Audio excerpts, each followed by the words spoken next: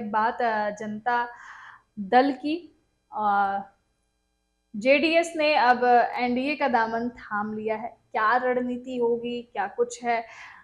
BJP से अमित शाह और JP Nadda के सामने जो एच डी कुमारस्वामी हैं, उन्होंने एनडीए का दामन थाम लिया। और एनडीए का दामन थामने के बाद क्या कुछ उन्होंने कहा, पहले वो आपको सुनवाते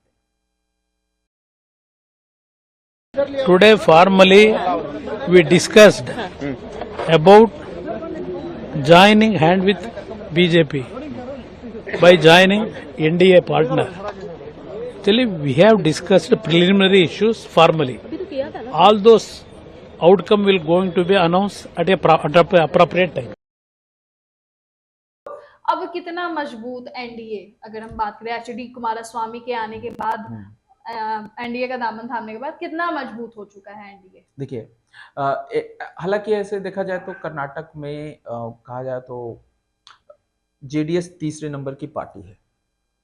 भाजपा और कांग्रेस का वहां टक्कर होता है और जेडीएस तीसरे नंबर की पार्टी है। हालांकि एक समय कुमारस्वामी मुख्यमंत्री भी रह चुके हैं वहां पे, और जब इस बार जो चुनाव हुआ था 2023 में, जब जिसमें ये बने, तो उसमें उम्मीद की जा रही थी कि इनकी भी अच्छी खासी सीटें आ सकती है, लेकिन बहुत ज्यादा इनको नहीं मिला और मात्र 19 सीटों पे ही इनको सिमटना पड़ा। ठीक है।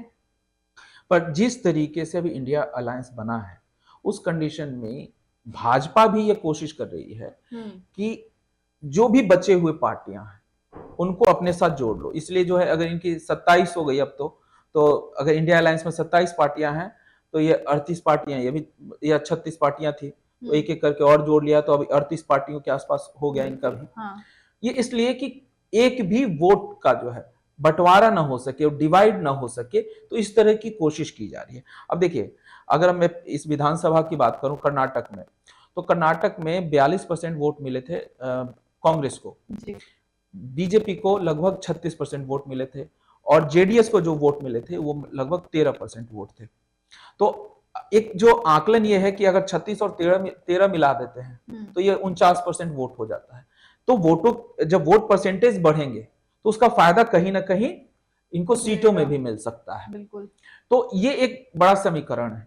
दूसरा, पिछले बार जो है 2019 के चुनाव में जो है कांग्रेस और जेडीएस मिलकर चुनाव लड़ी थी, और उसमें जो है कहा जाए तो कांग्रेस को मात्र 1 सीट आई जी, और सारी सीटें जो है कहीं ना कहीं भाजपा के पास आई थी।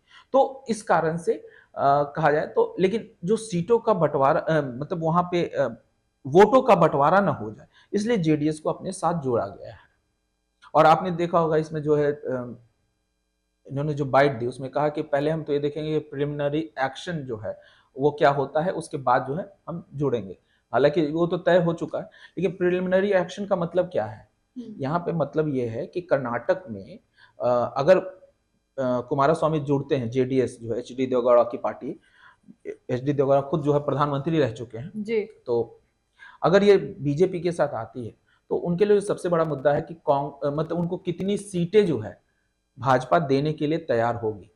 तो ये जो है देखने वाली चीज होगी, और इसीलिए उन्होंने कहा।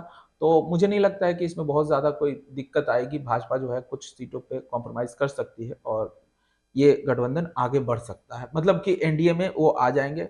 हालांकि एक तरह से कहा जा रहा है कि आ ही चुके हैं। तो ये है, और इससे जो है तो हालांकि बीजेपी तो ये कांग्रेस तो ये कह रही है कि इससे मुझे कोई नुकसान नहीं है, क्योंकि हमने तो 2019 में देख लिया कि उनसे चुनाव लड़ने के बाद भी हमें 1 सीट मिला। तो इनके में दम नहीं है। तो मतलब फिसड्डी हो गया। हाँ, एच डी कुमारस्वामी को कांग्रेस कह रही है ऐसा कि इससे कोई ज्यादा फर्क पड़ने वाला नहीं है। लेकिन देखना ये होगा कि देखिए, हर चुनाव एक जैसा नहीं होता। बिल्कुल।